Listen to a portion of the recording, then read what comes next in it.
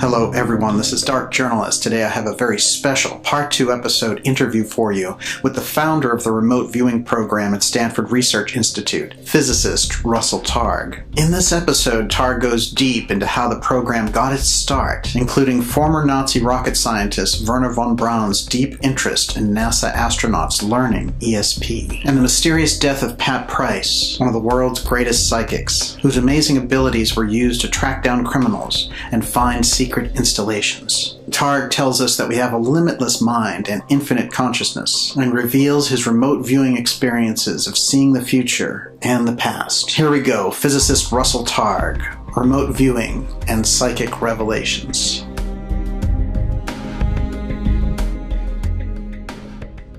I want to actually talk to you about the process a little bit, but before we do that, can we jump into that time when you were called upon? Because Pat didn't show up, you were called upon to remote view actually and do the experiment yourself. Yes, that was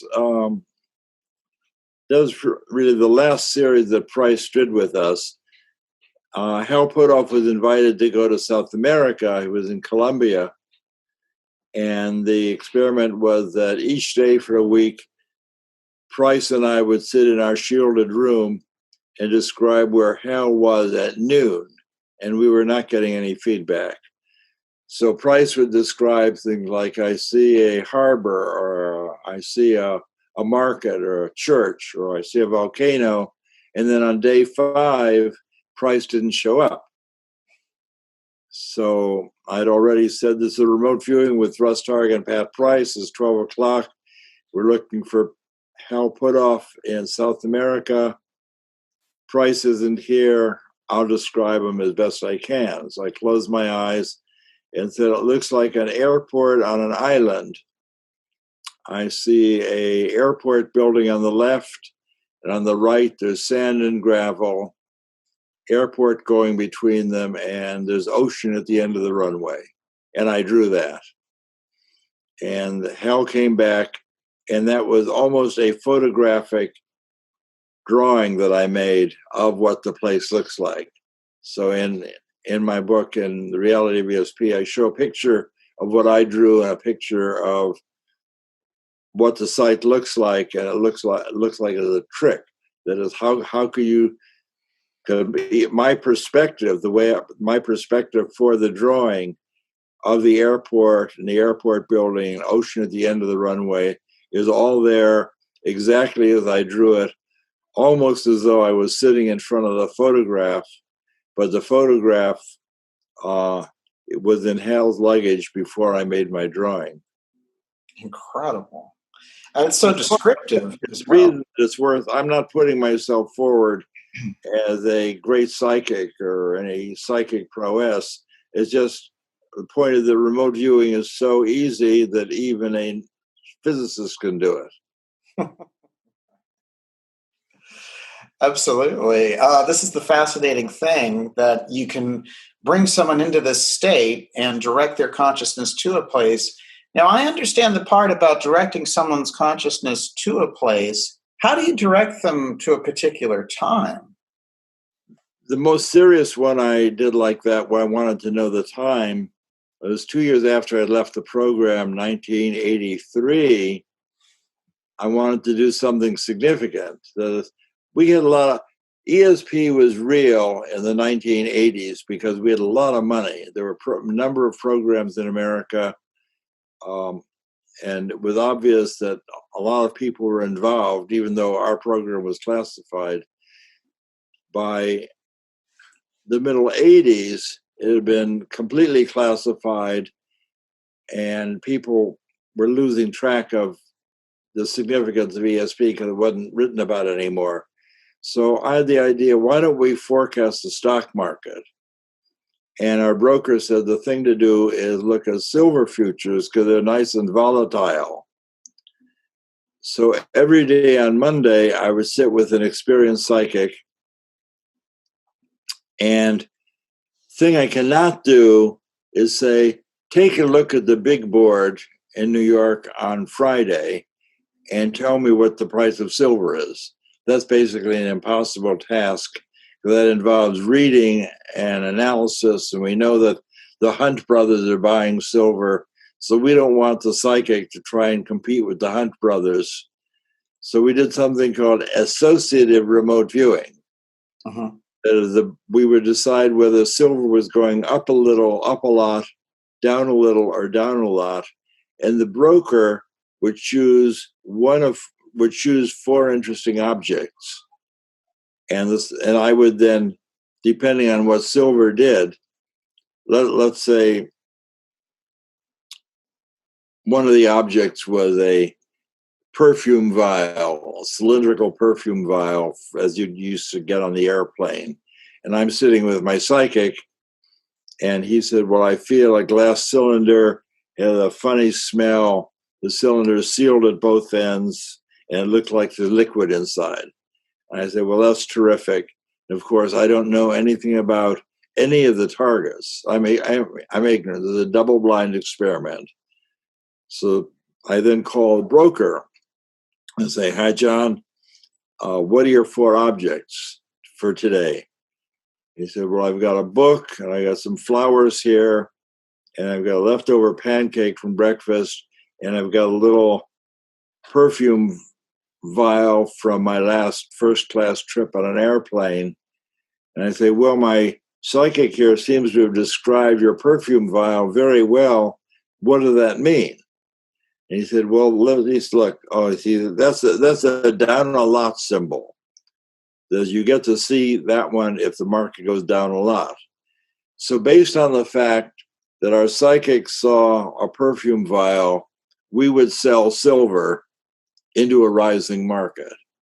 So we went against the market, selling silver, selling $50,000 worth of silver because the guy described a perfume vial instead of a coffee cup.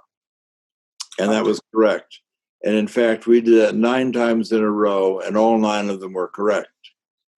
So our result for applied remote viewing is that we did 9 forecasts of what silver was going to do, 1 forecast a week. All 9 of those were correct, and we made $120,000. That's incredible. So this can be done. Yeah. And if you do it very carefully, I mean, there are important things to do. For example, I have to be ignorant of all the targets as an interviewer. The viewer has to be ignorant of all the targets. You need fresh targets every week because you don't want the viewer to be sensitive to hot targets which aren't chosen. Oh, that's interesting. So, for example, each symbol then every week you have to choose a different one. You can't have that perfume bottle the next time around. You can't have any of them the next time around. Uh-huh. You have to get rid of everything, wipe the slate clean. Because you see, this is a tough experiment because if you have uniquely interesting objects, for example, I have a hot object that people love to describe. I'm not going to tell you what it is. It's just that it's like a magic trick. It's sort of a Stephen Schwartz, who invented this associated remote viewing, called them numinous objects. They shine in psychic space. So if that was one of your objects, you don't want it to hang around. You don't even want its energy to hang around. You got to sweep the deck clean and start over. And I know that sounds a lot like superstitious behavior, but the nemesis of this kind of associative remote viewing is people giving very good descriptions of a wrong target. All right. That's So interesting. we tried to do this in a very sanitary way, and in fact, did them all correctly. So the way that you were able to separate out what you call the noise versus the psychic signal is to recognize there's one part of the mind that is into the psychic flow, it's into the psychic space, and the other half of the mind is sort of the analytical side, and that's what causes distractions. That's right.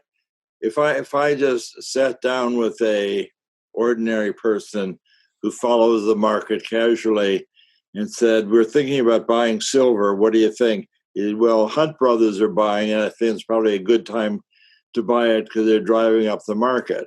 That's not ESP. Right. And in fact, we made most of our biggest hit was the day that we chose to sell silver into the Hunt Brothers. Fascinating.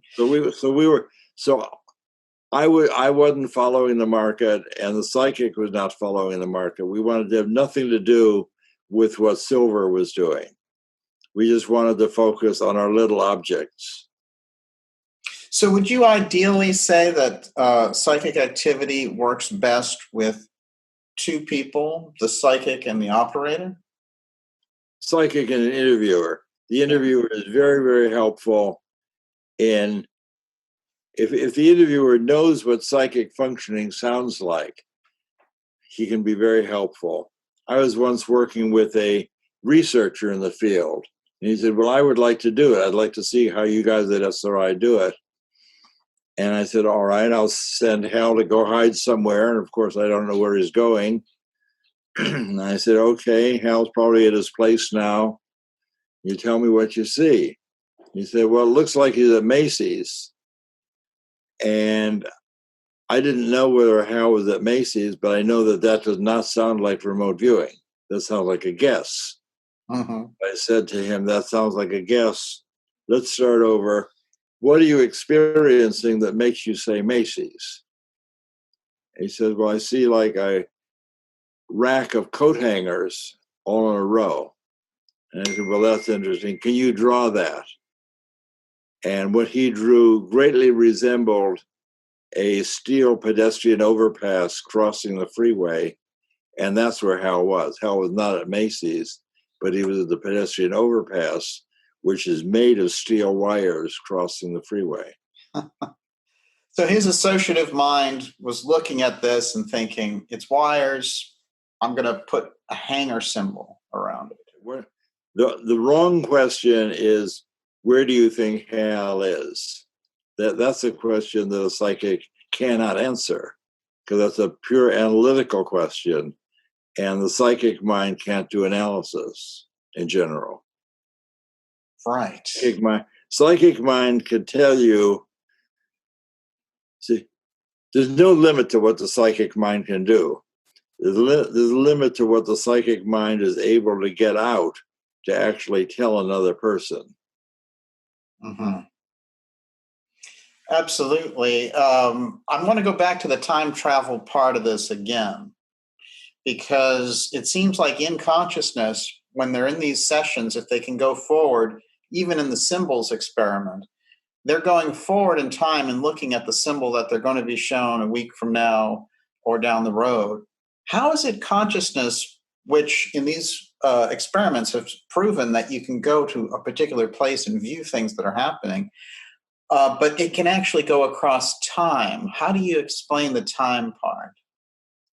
Well, it's as though we live in a multidimensional universe, which is what Minkowski thought. Minkowski helped Einstein work out relativity, telling him that in order to be able to do that correctly, you have to realize that the time coordinate is imaginary. So he's not making up new coordinates. He just points out that one of these is an imaginary, mathematically imaginary coordinate. Well, if you have an imaginary space-time where you have the four familiar constituents, four familiar dimensions, and you notice that each of those dimensions has an imaginary part, then you can travel through that space-time, and there will always be a path from your coordinates in space-time to some distant coordinates in space-time. So that distant place may be at a distant time and a distant space, but that doesn't matter. You're just going from your four-dimensional space-time to that distant four-dimensional space-time, And the fact that it's a different time is no more difficult than it's a different space. So in the complex space-time, you can instantaneously bring your consciousness to any point in that space-time.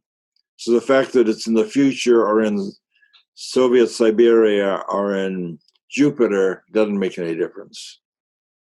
Fascinating. You're crossing space-time, and if I ask you to describe where will my cat be at noon today, you just have to quiet your mind and say, well, how will I know noon? Well, noon is going to be 3 o'clock for me.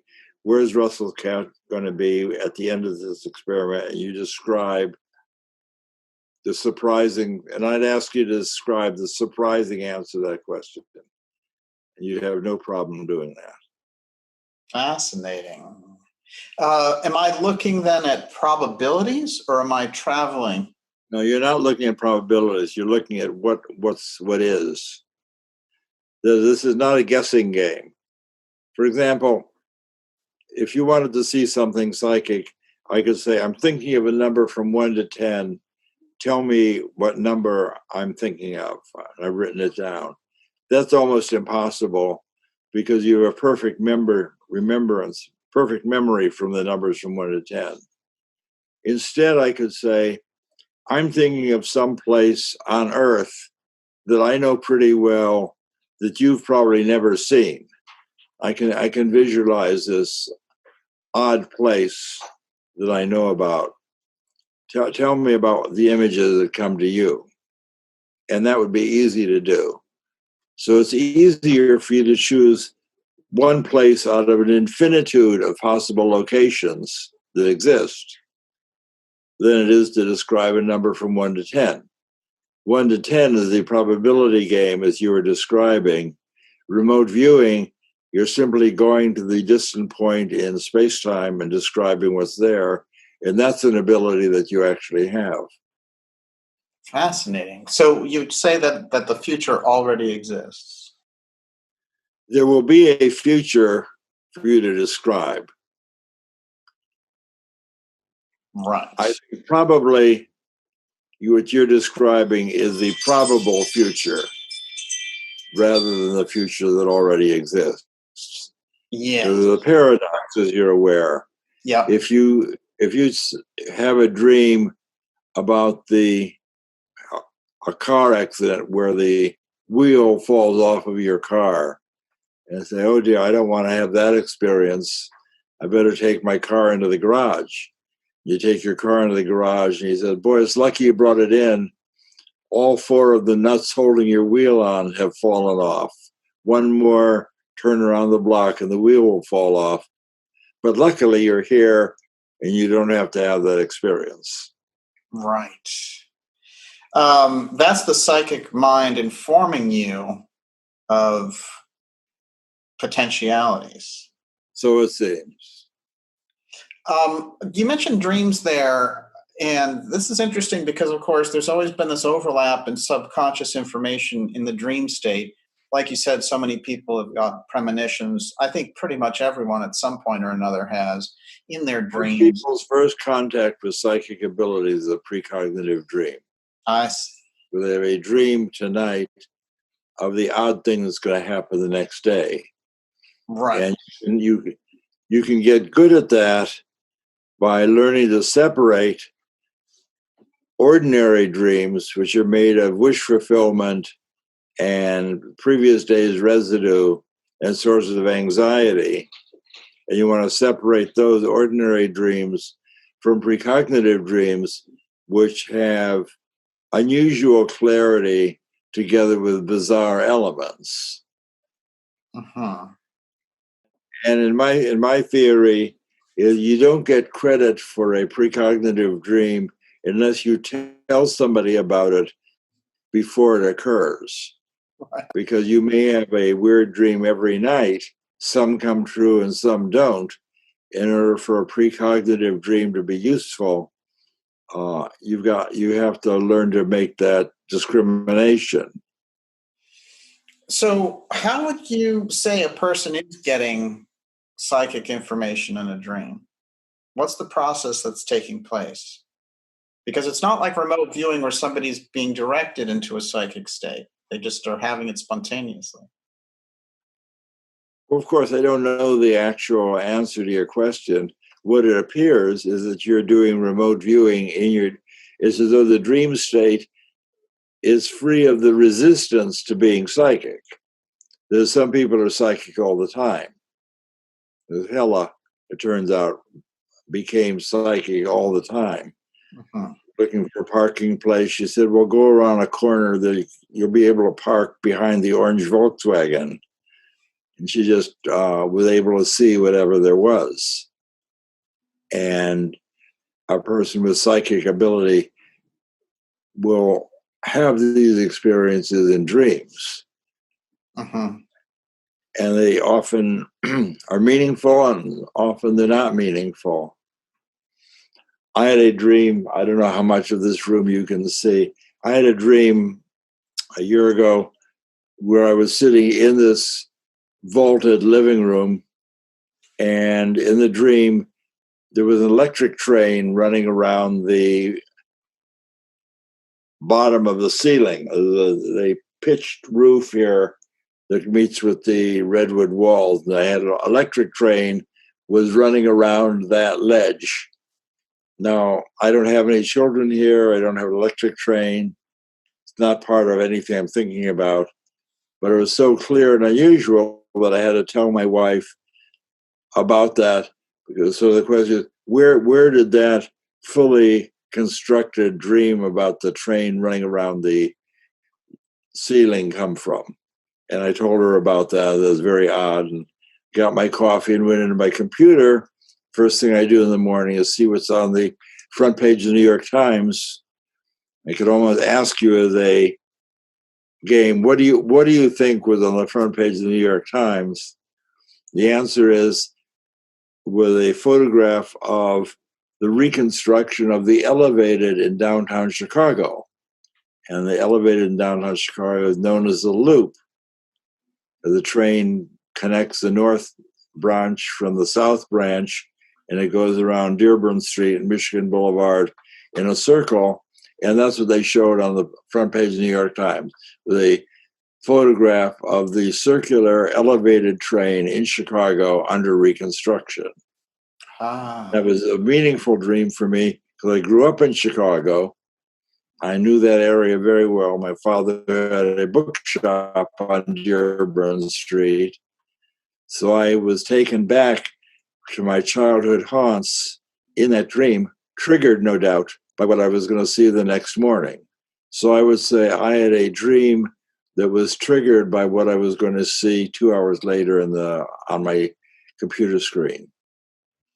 Amazing. And that bookstore is interesting because you discovered so much of esoteric literature that got you, in a sense, on this path of discovering things about psychic nature. Yeah, my father was interested in esoteric things and Chinese and Japanese art and science fiction. And he published a biography of Helena Petrovna Blavatsky when he was editor-in-chief of Putnam's. My father published The God's Father. So he was a well-known, distinguished New York publisher. But Madame Blavatsky was on his menu. That's great. Thank God for that. That's kind of fascinating. And you would run across material, for example, like Aleister Crowley and things like that. And he talked about these astral experiences as well. And he did a lot of very unusual things with the astral plane. Yeah, Aleister Crowley and Bob Monroe were interested in out-of-body experiences. There's a kind of a continuum from remote viewing to a full out-of-body experience. And Bob Monroe and Crowley were interested in sex on the astral plane. That if you have a cooperating partner, you can visit him or her in a distant place and have a significant interaction. And Crowley was very interested in that. And Bob Monroe, in his Journeys Out of the Body, describes interacting with his wife before they were married. And McKinley Cantor wrote a book called Don't Touch Me, where he would interact with his wife.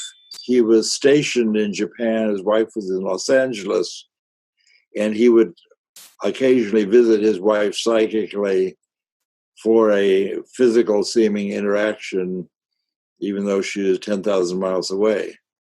Fascinating. And that's an out-of-body overlap with the remote viewing? The two research streams kind of interact.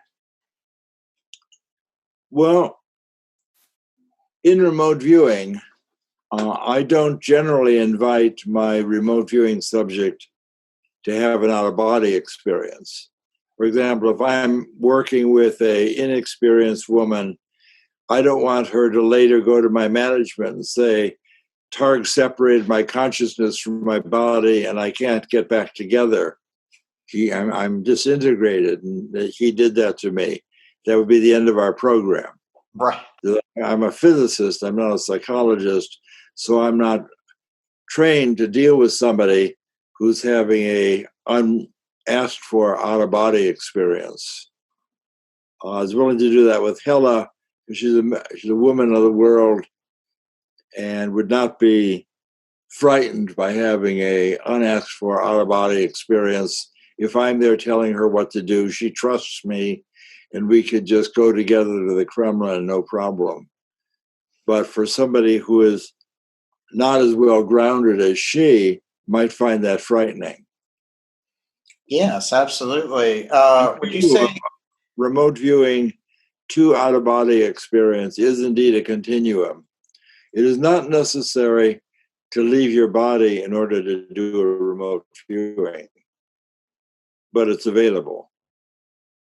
I see. It's sort of it's an expanded version of going to a particular place in remote viewing. Yes, you can bring as much of your emotionality, sensitivity, sexuality, whatever you're comfortable with. How do you feel about the culture and its acceptance of psychic phenomena? You were doing it in the 70s. It seems like if you look at the 70s and the 80s and the 90s, there's an explosion of psychic material. People understand it, ESP, third eye. And then you get into the 2000s, and there's all kinds of different things out there, but it seems like the psychic part gets covered over. Where do you think we are with understanding psychic phenomena now? Well, we haven't forgotten anything we knew. There's a group called the International Remote Viewing Association, IRVA, which is a couple of hundred women who have learned remote viewing either from me or from Paul Smith, who was one of the Army people we trained, or Lynn Buchanan, who's another Army guy. It's interesting. The Army is now the source of spiritual development. We have a couple of hundred people in the International Remote Viewing, IRVA, that are interested in applied remote viewing. Can you use this to make money? Can you help the police? How can you incorporate that into your lives? So there are all sorts of other things. There are all sorts of other people investigating psychic ability, but IRVA is the only group that is devoted to applied remote viewing. And they have annual meetings describing what works, what doesn't work, whether they're able to make money for. It was more felicitous to forecast sporting events to the stock market. And it turned out that it's more worth for money. If money making is a task, it's better to use your remote viewing to forecast a sporting event, because in general, sporting events will double your money. Right. If you bet on the baseball game and you're successful, you give them $100, they'll give you $200 back if you're successful.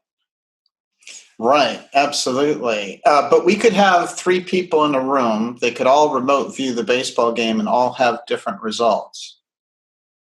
It would not be a good idea to have three people in the room doing anything psychic, because the most psychic person in the room will pull the experiment not necessarily in the right direction.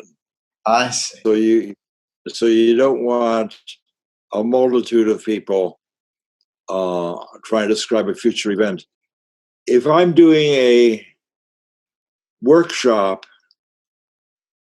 I will start with a highly interesting object in my briefcase.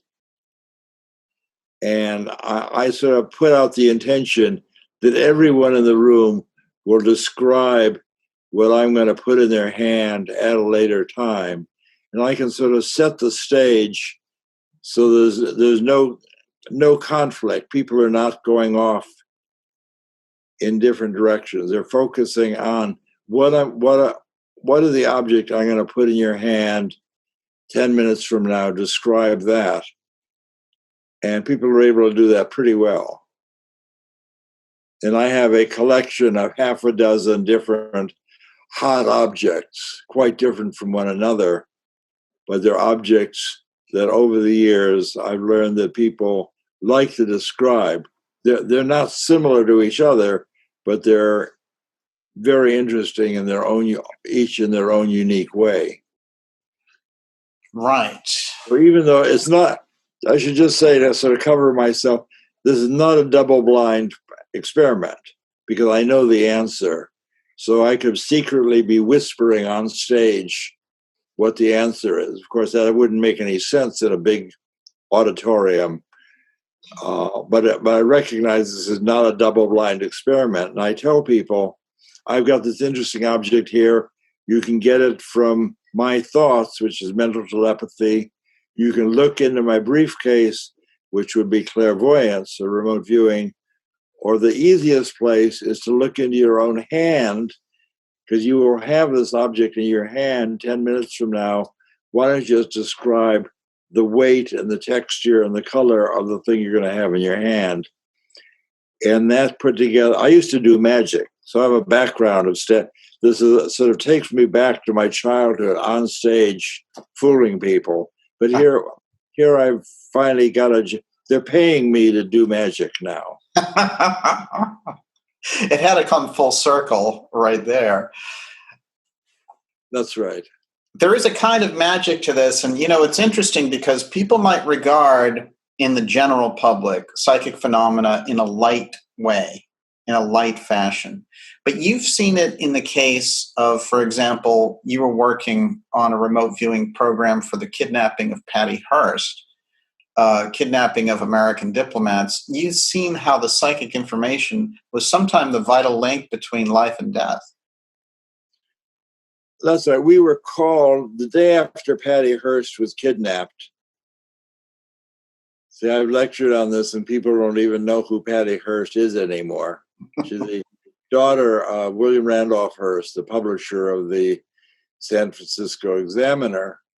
And she was kidnapped by some mysterious people who call themselves SLA, the Sudanese Liberation Army, who didn't want money but wanted to feed the poor.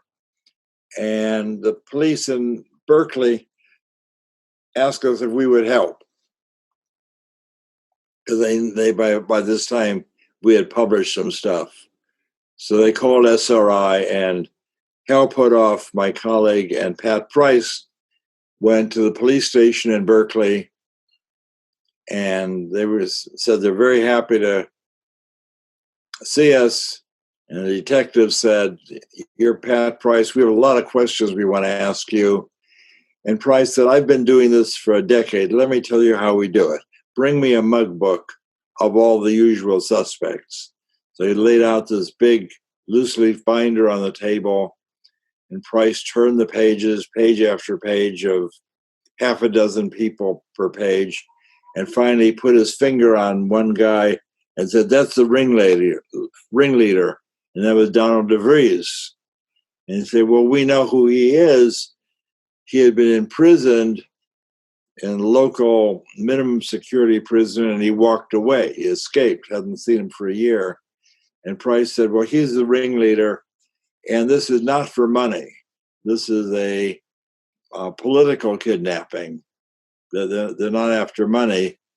And within a week, we heard from DeVries and the SLA people, and what they they wanted Hearst to agree to produce $1 million for the people in Oakland.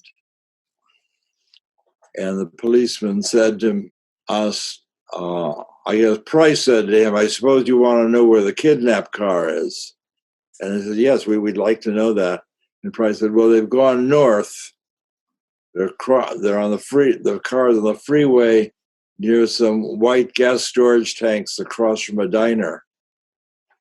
And one of the detectives said, well, I know where that is. It's on my house in Vallejo.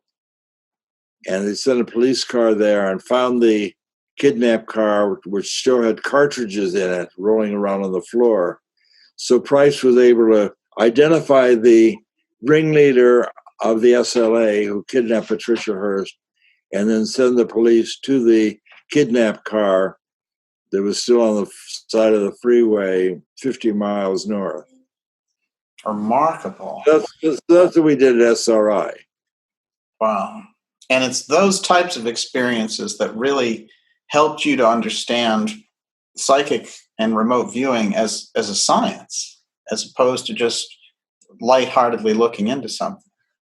That's right. The closest thing to magic that I've seen was Price turning the pages of the mug book and putting his finger on the kidnapper. Remarkable. Nobody in the room knew what the answer to that was. With a kidnapping, with a cause célèbre, the police were embarrassed that they couldn't get anywhere with the case because the kidnappers just snatched the heiress and drove away. They didn't know where to start. And Price just walked in and said, "This is how we do it," and gave him the name of the guy. And I was there when that happened. We got a commendation from the Berkeley Police Department. That's really remarkable. I mean, it shows too that, this is something that can be relied upon to deliver the information, just like all the different experiments that you've done. That's right. There was a psychic Army Corps that we helped to create that was in business for a decade in Fort Meade. And that's where Joe McMoneagle was. They're in Fort Meade, Maryland, with the Psychic Army Corps, the ordnance facility. And they were tasked by the DIA, Defense Intelligence Agency, and the CIA. And over that decade, they had hundreds and hundreds of tasking from the whole intelligence community to find stuff and describe stuff. And these customers kept coming back. So although the CIA today says that these people never told us anything useful, we have the record. I just wrote a paper including that data where the CIA came back hundreds of times to the Fort Meade psychics for more information. Fascinating. And the program that you founded now 50 years ago at SRI and did with Hal Puthoff, that's really the framework that they would use. That's kind of the foundational work that they would start with. And you did the program for so many years. That program eventually was the foundation of all the psychic activity in intelligence in the Army. That's right. And so Ingo invented the idea of remote viewing. When Hal and I started the program, we were doing things like, what's in the box? Is the laser turned on or turned off?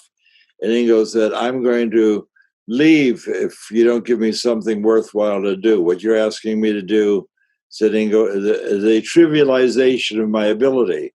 I can focus my attention anywhere in the universe, and you're giving me these stupid things. If I want to know what's in the next room, I'll open the door. Why don't you go hide someplace in San Francisco and I'll describe where you are? So it was really Ingo who, a few weeks into our uninformed program, told us what we should be doing because he had a lifetime of experience. Fascinating. And how long into the... Ingo wrote a book called Psychic Sexuality. So you could add Ingo Swan to McKinley Cantor, Bob Monroe, and Aleister Crowley. were for prodigious psychics, very interested in sex on the astral plane. Yes. And Ingo also wrote a book about remote viewing the moon called Penetration, which has always been controversial. It is controversial. He wrote he wrote a book about construction of objects and buildings on the far side of the moon.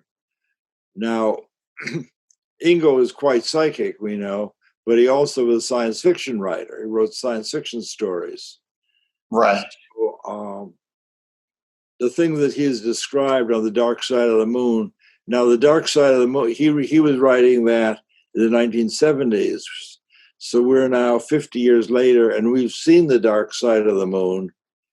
And to the best of my knowledge, nobody's found any structures there. You may know more about that than I do.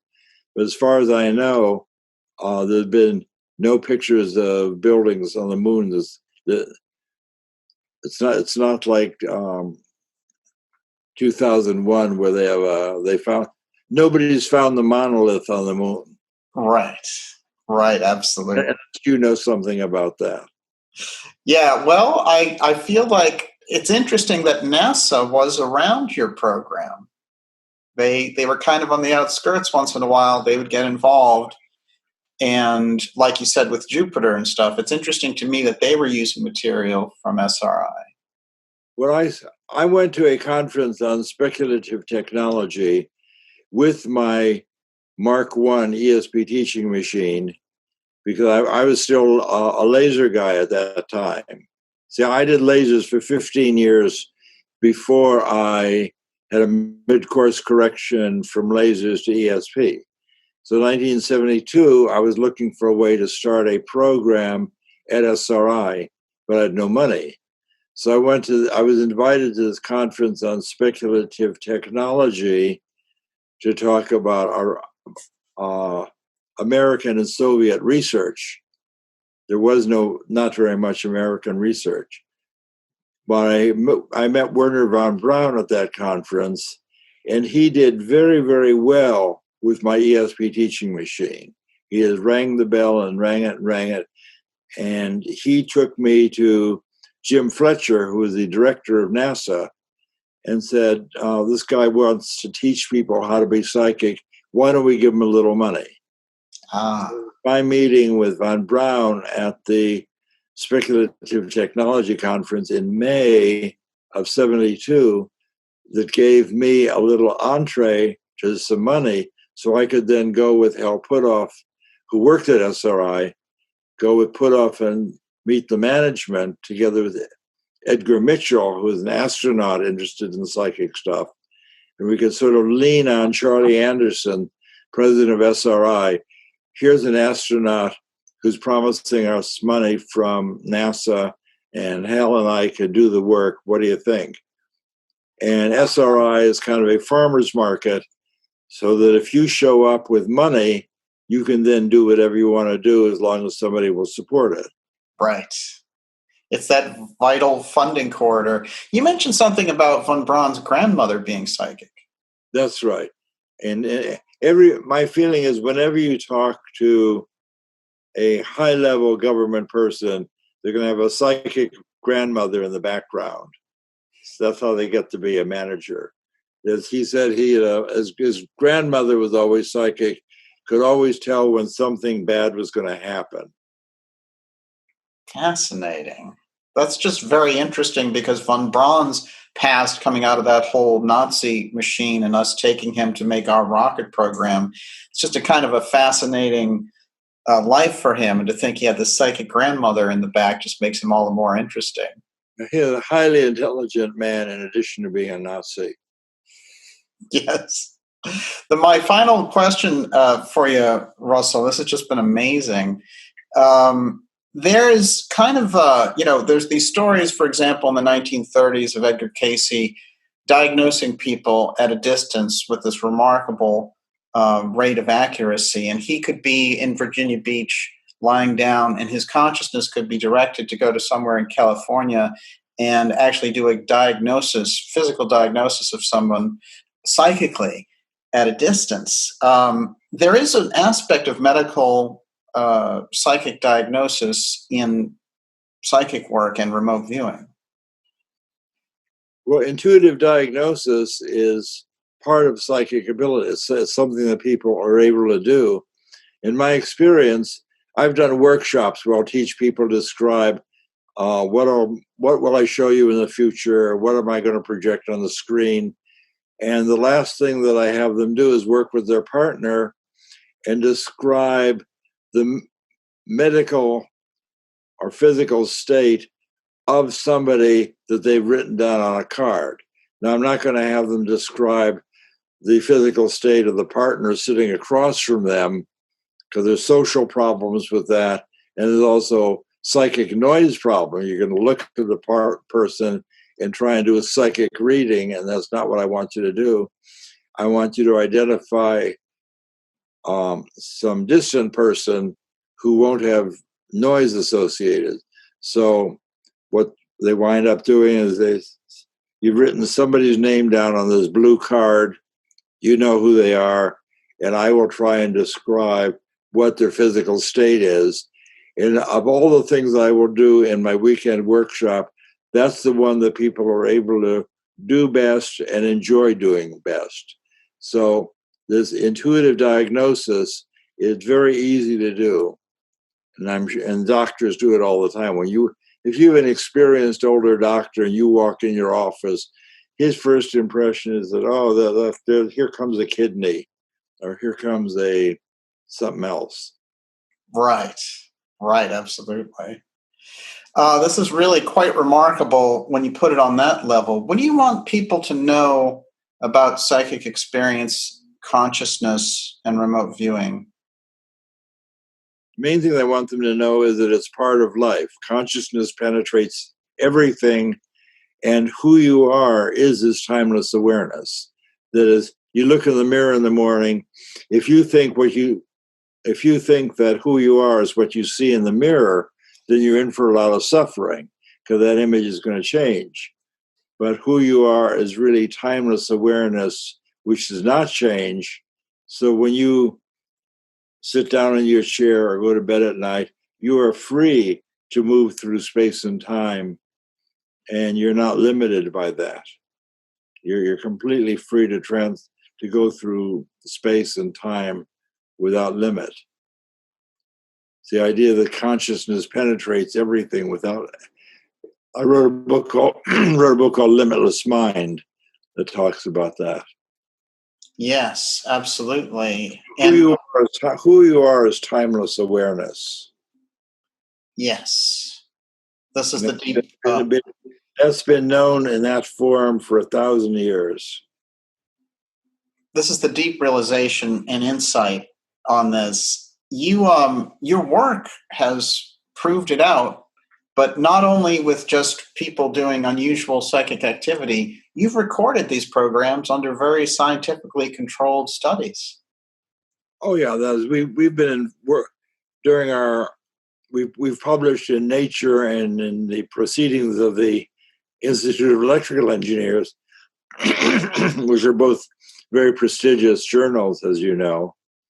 Uh-huh. And I've taught hundreds and hundreds of people how to do this, and it's now been replicated in laboratories all over the world.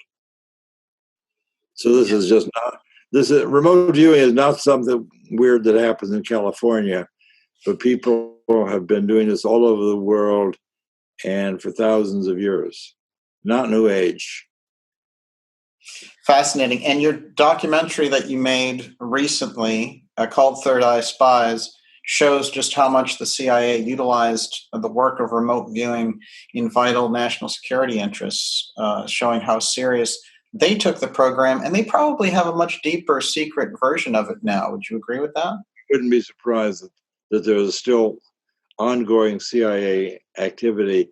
In the film, the thing that excites me is that I was able to get our two high-level contract monitors, Kit Green and Ken Kress, on camera, looking into the camera and saying, yes, psychic abilities are real. We used them in the CIA, and it was useful, and it worked. So I just had another film showing people doing weird stuff that wouldn't have been so exciting. But the fact that I got the CIA on camera testifying that they were there, and it actually works. It's incredible. That's really is. Third Eye Spies, and that's streaming on Amazon. Yes, absolutely. That is a fascinating admission that you have them doing that movie. I wanted to ask you, just to wrap things up, do you feel like the CIA ever interfered with your work? No, the only way they interfered with our work is by stealing our great psychic. They took Pat Price away from us, but outside of that, they didn't interfere with our work. And the program went on for another 15 years after Price was gone. Mm-hmm. So Pat Price and Ingo Swann showed us the way, showed us what was possible. But I chose 6 people from a group of Army volunteers, and 4 of those 6 turned out to be very successful remote viewers. So remote viewing is much more available than people had thought. Six of those Army intelligence officers went back to Fort Meade and taught many, many other people how to do remote viewing, and did tasks for a better part of 2 decades. Wow. Yeah, that's a deep development in the program.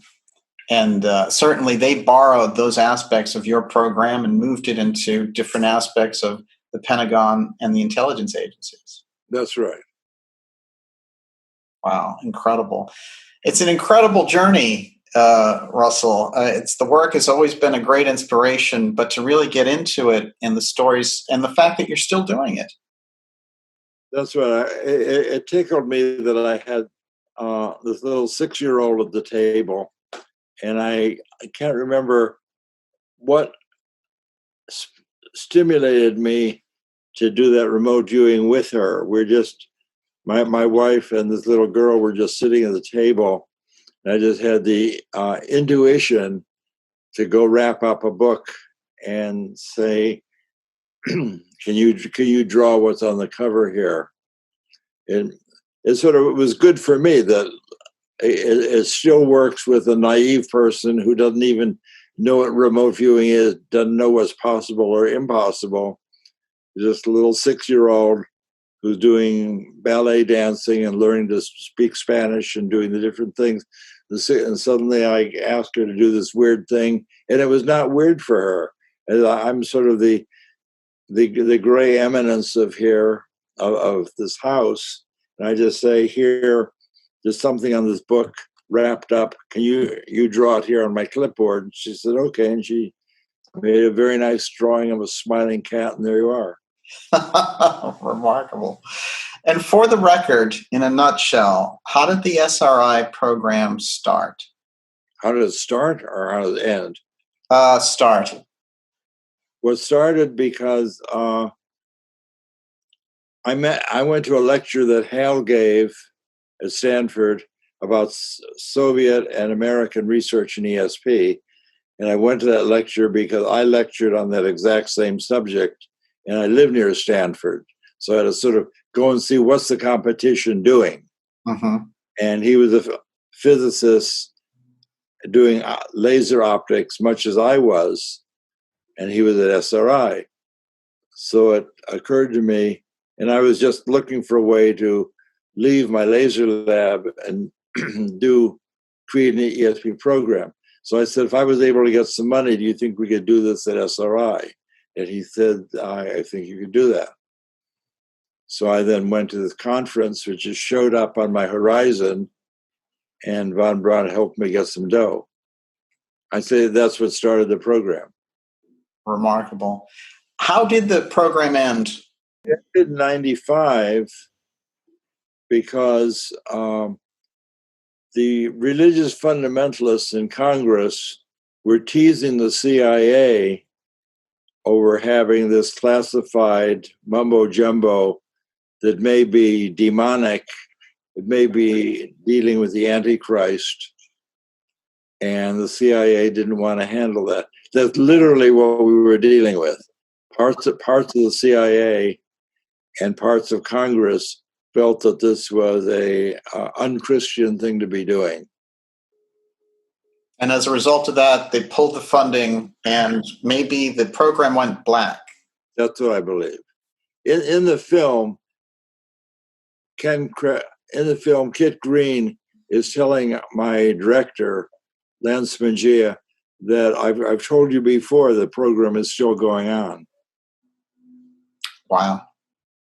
See, what Ken Kress tells us in the film is that when Pat Price was working there with them in the 1975, Price was working with 2 CIA agents that I trained at SRI. A man and a woman agent came to visit me to see what we're doing. And part of seeing what we're doing is I showed them how to do remote viewing. And they did pretty well at SRI. I published that. And they went back and continued to do SRI, continued to do ESP there. And the following year, Pat Price showed up, and the man and the woman and Price were working together. I learned from Ken Kress. So I learned that the 2 people that I trained together with Price were, for a fact, doing remote viewing at the CIA, independent of us. Wow. That says a lot. It says that they basically took that experience and created their own program with your work. That's right. And the message here of my interview with you is to stimulate people to get in touch with their own psychic ability. These abilities are not weird. They're not new age. They're just ability that people have. Historically, the church forbade them, but you can do them anyway, and it's part of your life. You can use your psychic ability to find your car keys, or locate a parking space, or invest in the stock market. And the most important thing you can do with psychic abilities is to discover who you are, that you have these abilities. Wow. It's an incredible inspiration, Russ, and it's also a great legacy of work. So we thank you for coming and being on the show with us today. Well, thank you very much for the opportunity. I'm happy to chat with you. Fantastic. And can people go to espresearch.com, and that's where the app is? Is that a good place to start? Well, I have a website, espresearch.com. You can find a lot of materials there. Or you can go and see the film, Third Eye Spies, which shows people doing remote viewing and the characters involved. Or you could read the book that has this all involved, described, Reality of ESP. Yeah, that's a great start right there. That gives them everything from the research that you've done. I mean, you have other books too. That's right. It's great to see you. Thank you very much for chatting with me. Fantastic. Have a great afternoon. Thank you. Thank you for joining us. For more exciting interviews, documentaries, and special reports, please visit darkjournalist.com and sign up for our newsletter to stay up to date on the latest. Join us on Fridays live at 8 p.m. for the X series. See you soon.